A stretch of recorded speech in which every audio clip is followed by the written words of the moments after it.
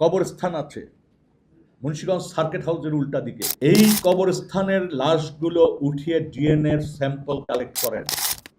অনেক বেওয়ারিশ লাশ এবং যেই পরিবারগুলি এখনো তাদের সন্তান বা স্বজনদের ফেরত পাননি তাদের ডিএনএ স্যাম্পল সংগ্রহ করেন প্লিজ। আমি খুব স্পষ্ট করে বলতে চাই, মুন্সিগঞ্জ তো চিনি আমরা যদি ওই সময়ের পত্রপত্রিকাগুলি খেয়াল করি তাহলে দেখব প্রতি সপ্তাহে মুন্সিগঞ্জে বুলেটবিদ্ধ হাত পাত বাঁধা জিন্সের প্যান্ট বা শার্ট পরা যুবকদের লাশ ভেসে উঠেছে। এবং এটি আবার মনে করিয়ে দিতে চাই সবাইকে, বিশেষ করে নীতি নির্ধারকরা যারা আছেন এখানে, মাননীয় মন্ত্রী এবং পার্লামেন্ট সদস্য যারা আছেন, তাদের দৃষ্টি আকর্ষণ করে একটা কথা বলবো। একজন মানবাধিকার কর্মী হিসাবে আমার নিজের চাওয়া পাওয়ার খুব কিছু নাই। আমার চাওয়াটা হচ্ছে এই মুন্সিগঞ্জে আপনারা একটু গবেষণা করেন, তৎকালীন পত্রপত্রিকা খেয়াল করেন, এবং একটি নির্দিষ্ট কবরস্থান আছে মুন্সিগঞ্জ সার্কিট হাউসের উল্টা দিকে।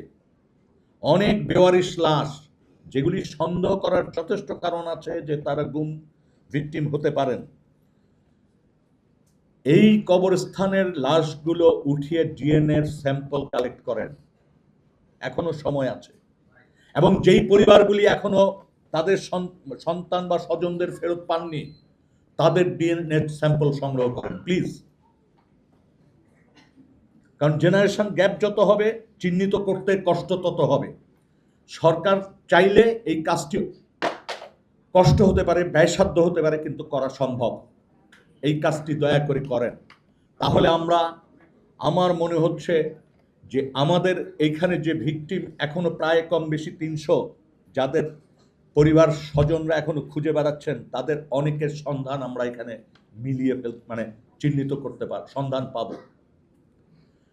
দ্বিতীয় যে বিষয়টি আমি বলবো সেটা হচ্ছে রেপ্লিকার মধ্য দিয়ে তো আমরা দেখতে পারবো, কিন্তু জলজান্ত জিনিসটা আমরা দেখতে চাই। এইখান থেকে মাত্র আধা কিলোমিটারের মধ্যে আপনারা জানেন কৃষি বিশ্ববিদ্যালয়ের পাশে র্যাব 2 CPC 3 এইটার যে ভয়াবহ আপনার সিক্রেট প্রিজন ছিল, যেটা আমরা প্রথম যে চিহ্নিত করতে পেরেছিলাম, ভয়াবহ যতগুলো এ পর্যন্ত আমরা দেখেছি, এটি এবং TFI সেলের ভিতর যেটা পেয়েছি, এগুলি ছিল ভয়াবহ। তো এটি অন্তত পক্ষে সংরক্ষণ করুন, যেটা জুলাই জাদুঘরের একেবারে নিকটে। তৃতীয় যে বিষয়টি বলবো, দেখেন গত আমলে কিন্তু গুম বা ক্রসফায়ার নানান ভাবে শুরু হয়েছিল এবং শুরুর শেষ পর্যায়ে যে চলমান ছিল হচ্ছে বিরোধী রাজনৈতিক দল এবং মতের উপর। তার আগে যে জিনিসটা করেছিল আইন শৃঙ্খলা রক্ষাকারী বাহিনী, এই জিনিসটাকে জায়েজ করার জন্য সবাইকে অপরাধী হিসাবে চিহ্নিত করেছিল। দুর্ভাগ্য হলেও মোংলায় যে ঘটনাটি 2 মাস আগে ঘটেছে, এটির কিন্তু সরকারের দায় রয়ে গেছে এই বিষয়ে খোঁজ নেওয়া। আমি বলছি না বিগত দিনে যেমন বলতাম যে নীতি নির্ধারকদের সিদ্ধান্তে এই ঘটনাগুলি ঘটছে, আমি সেই কথা বলছি না, কিন্তু আইন শৃঙ্খলা রক্ষাকারী বাহিনী দ্বারা যদি এই ঘটনাটা ঘটে থাকে তাহলে তাদেরকে দৃষ্টান্তমূলক শাস্তি এখনই দিতে হবে।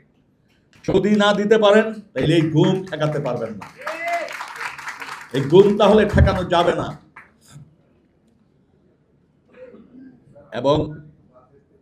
এবং ইতিমধ্যে আমরা দেখেছি যে ওইখানে যে গুমের প্রশ্নে সাংবাদিক সম্মেলন করেছে পরিবার, আমরা অনেকেই এই কথাটি মিডিয়াতে বলেছি। অবাক কাণ্ড হচ্ছে, যারা এই ঘটনার সাথে আইন শৃঙ্খলা রক্ষাকারী বাহিনীর যে অংশটি জড়িত, যে অফিসাররা সরাসরি জড়িত, তাদেরকে ট্রান্সফার করে দেওয়া হয়েছে। যে স্পিড বোর্ডে উঠিয়ে নিয়ে যাওয়া হয়েছে সেই স্পিড বোর্ডের চালককে পর্যন্ত ওখান থেকে সরিয়ে ফেলা হয়েছে, যেটা আমরা বিগত দিনে অনেক সময় গুমের ঘটনায়, বিশেষ করে বরিশাল খুলনা অঞ্চলে যখন ভিকটিমদেরকে লাশ নিয়ে সাগরের কাছাকাছি ফেলে দেওয়া হতো বা ত্রিমোহনা বা মোহনার ভিতর ফেলে দেওয়া হতো, পরবর্তীতে আমরা দেখেছি এমন ঘটনাও আছে যে নৌকার মাঝিকে পরবর্তীতে হত্যা করা হয়েছে যাতে সাক্ষী না থাকে।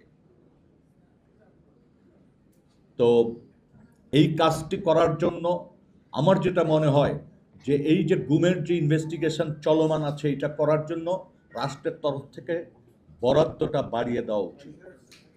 বরাদ্দটা বাড়িয়ে দেওয়া উচিত, কারণ বিশ্বাস করুন, একজন সাক্ষীকে আনতে তার বাড়িতে 10 বার বা তার চেয়ে বেশি যেতে হতে পারে। এটা অন্য কোনো অপরাধের তদন্ত না, এটা গুমের এবং গুম মানবতার বিরোধী অপরাধ, এবং এই অপরাধের সাথে রাষ্ট্র যারা পরিচালনা করতেন তাদের নীতি নির্ধারকরা প্রায় সবাই যুক্ত ছিলেন নানাভাবে। সুতরাং এটিকে হালকাভাবে না দেখে ভবিষ্যতে একটা সুন্দর বাংলাদেশ যে প্রত্যাশা করছে সেই জায়গায় যাবার জন্য আমার মনে হচ্ছে কোনো অবস্থাতে যেন আমরা এইখানে খরচ যে কৃপণতা না করি, এটা খুবই জরুরি। কারণ আমরা, আপনি অবাক হয়ে যাবেন, আসলে আমার পক্ষেও সব বর্ণনা করা সম্ভব না, যেহেতু একটা দায়িত্বে ছিলাম মানবাধিকার কর্মী হিসাবে, যেটা বলার সেটুকু বলতে পারবো, কিন্তু যখন কমিশনে ছিলাম সেই কথাগুলি আমি তো বলতে পারছি না।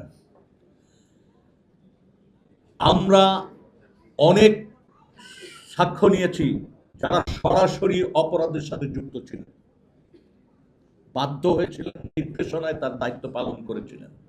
তাদেরকে উপস্থাপন করা, তাদের বিশ্বাস অর্জন করা, তাদেরকে আস্থার মধ্যে নিয়ে আসা এবং তাদের নিরাপত্তার বিষয়টাকে প্রাধান্য দিয়ে কাজগুলি করা, এইটা যদি আমরা করতে না পারি তাহলে আসলে এই বিচারটি সম্পন্ন করা খুবই কঠিন হবে। এবং এই কাজটি করার জন্য সর্বাগ্রে বাজেট বরাদ্দর ক্ষেত্রে যেন কোনো কৃপণতা না থাকে, এইটা আমার একটা অনুরোধ থাকবে। সবাইকে ধন্যবাদ।